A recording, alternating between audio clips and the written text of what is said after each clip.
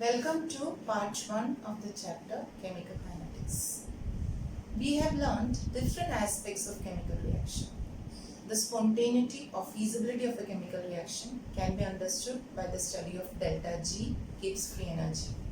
A decrease in value of delta G indicates that the reaction is spontaneous. The extent of a chemical reaction can be understood by studying the value of equilibrium constant K. If the value of K is greater than 1, it means that the reactant can give product successfully.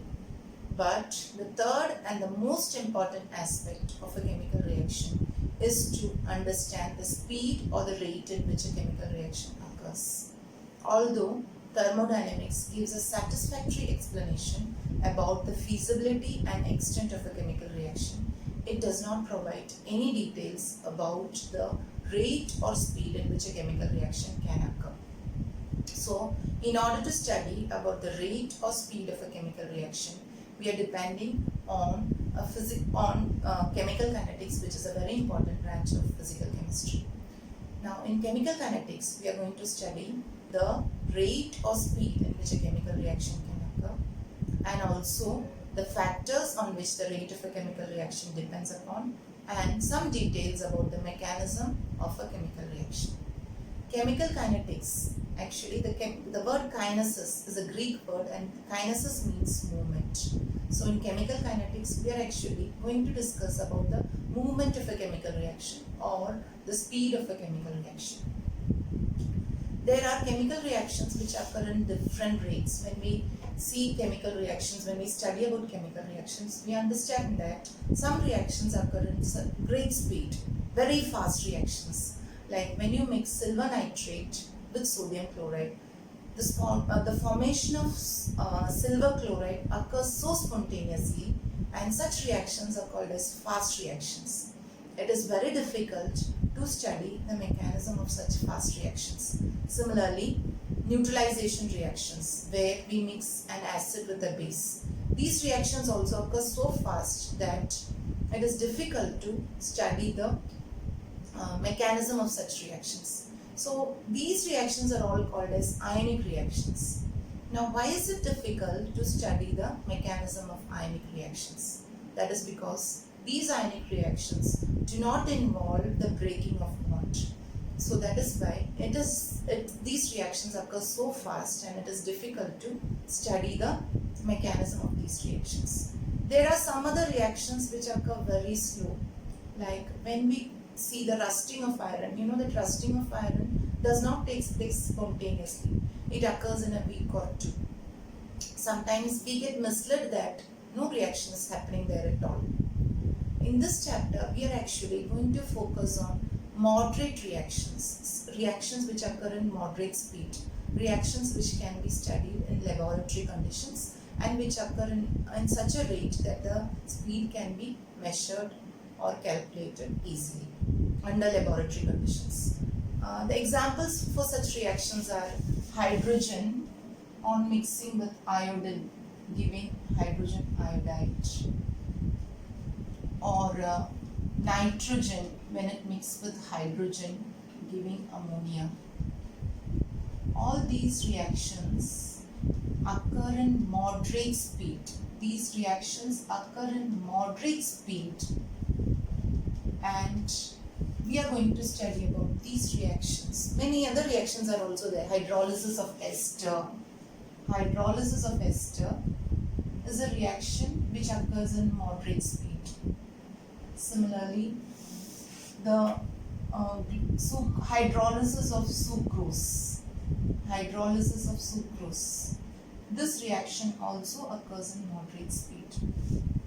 So in chemical kinetics, our focus will be on reactions which occur in moderate speed. The next important aspect of this chapter is to define what is the meaning of rate. Rate of a chemical reaction. So consider a hypothetical reaction where a reactant R gets converted into a product P. Consider a hypothetical reaction where a reactant R gets converted into a product P. Now the rate or speed of a chemical reaction can be defined in terms of a reactant as well as a product, because you know when a chemical reaction proceeds, the concentration of reactant goes on decreasing and the concentration of product goes on increasing. So rate can be defined in terms of decrease in concentration of reactant with time and increase in concentration of product with time. So rate is decrease in the concentration of reactant R upon time taken. This is one way of defining rate, or rate can be defined as increase in concentration of product P upon time taken.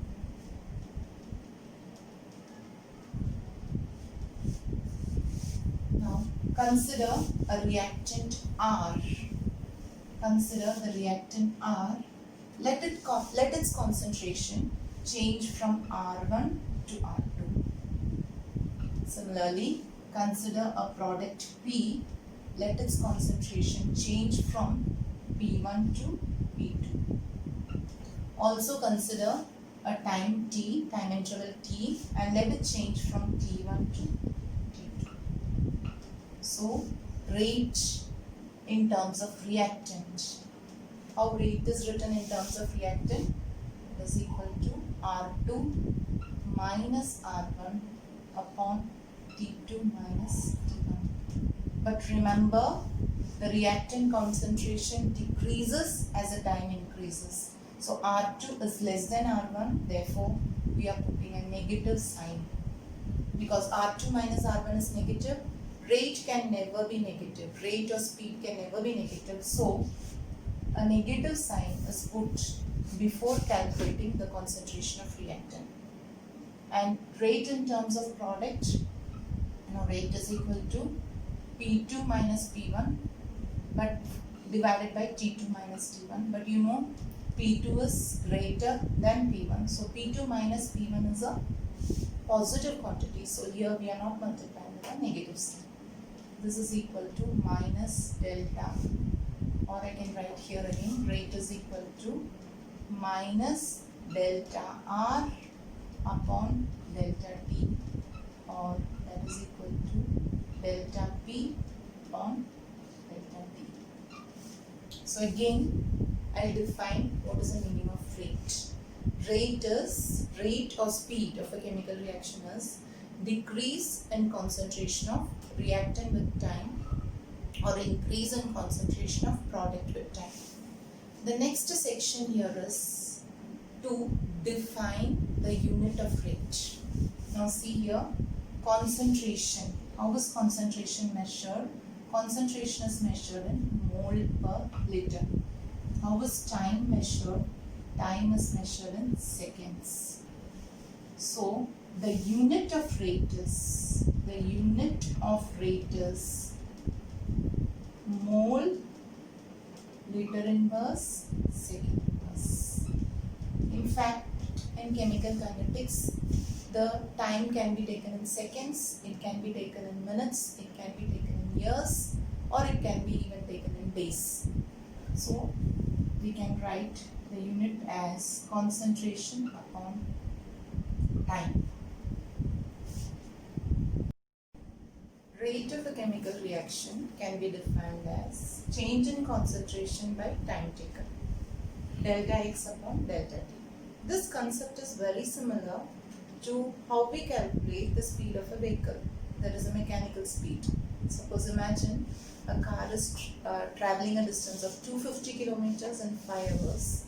The speed, how do we calculate the speed of that car? Speed is equal to 250 upon 5. Now in this case, the speed of the vehicle depends upon the climatic conditions, the nature of the road, and the traffic signal, and many other factors. So the needle of the speedometer can change from 10 km to 120 km per hour.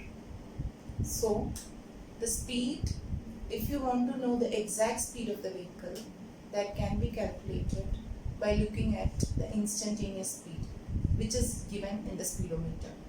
Whereas 250 upon 5, where we take a definite time interval, this indicates the average speed. Same is the case with chemical reactions. In chemical reactions, the concentration of the reactant goes on decreases with time.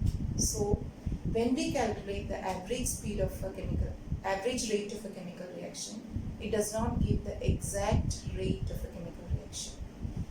The exact rate of a chemical reaction can be understood only by the study of instantaneous rate. So rate can be defined as the change in concentration of reactant or product at an instant of time, and that is calculated by using instantaneous rate. So average rate and instantaneous rate are two methods by which the rate of the reaction can be calculated. There are two methods of expressing the rate of a chemical reaction. One is average rate and other is instantaneous rate. In average rate, we take two time interval T1 and T2, and then the rate of the chemical reaction is calculated. Whereas in instantaneous rate, the rate of the reaction is calculated by keeping the time interval as minimum as possible. So average rate is represented as R average, and that is equal to minus delta R upon delta T, or that is equal to delta P upon delta T. But instantaneous rate, which is represented as R instantaneous, is represented as when delta T time approaches 0, we get instantaneous rate, and instantaneous rate, instead of writing delta, we are using the term D, and D represents a smaller change compared to delta. So minus dr upon dt or dp upon dt. So rate can be expressed as the change in concentration of reactant or product with time, and that if it is calculated at an instant, it gives the exact speed or rate of a chemical reaction. So the exact speed or rate of a chemical reaction can be understood by the study of instantaneous rate. And in instantaneous rate, the time interval is kept as minimum as possible. When delta T approaches 0, then the rate calculated is called as instantaneous rate. And when you keep two time interval T1 and T2, the rate calculated is known as a average rate. The next section is we'll discuss how to write the rate of some common chemical reactions. So consider a reaction where hydrogen combines with iodine to give hydrogen iodide. In this reaction, this is a reversible reaction. In this reaction, the rate is written as rate is equal to minus a negative sign for the reactant minus dH2 upon dt, that is equal to minus dI2 upon dt. The square bracket indicates concentration, and this is equal to 1 upon 2 BHI upon dt. So there is no negative sign for the product, and a negative sign appears for the reactant, and the coefficient, stoichiometric coefficient 2 is written as a fraction here, 1 upon 2. For a general reaction like AA plus BB gives CC plus DD, the rate is written as minus 1 upon A dA upon dt, or minus 1 upon B dB upon dt, or minus 1 upon, minus term will not come for product, 1 upon C dC upon dt, and that is equal to 1 upon D dD upon dt. A negative sign appears for the reactant, and there is a positive sign for the product. You know the significance of negative sign which appears in the reactant.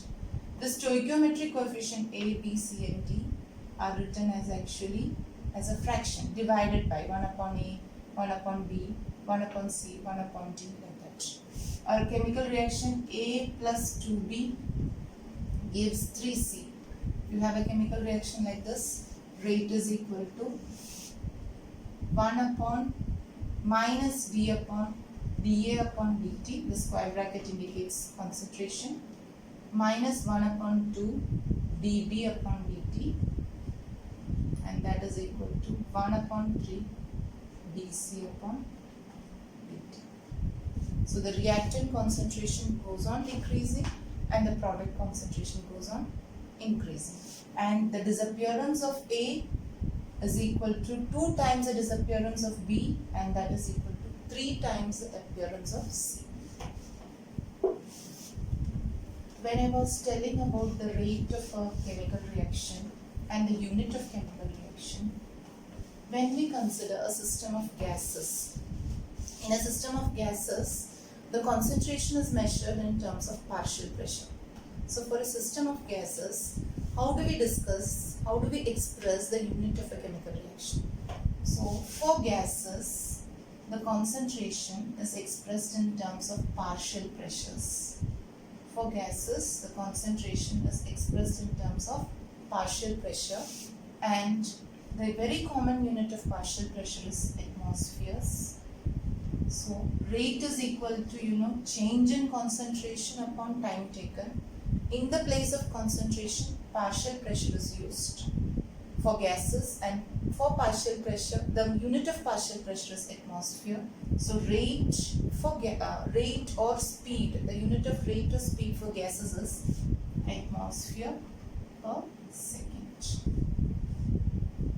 And otherwise, the rate is equal to mole per liter per second. And for gases, the unit of rate is equal to atmosphere per second.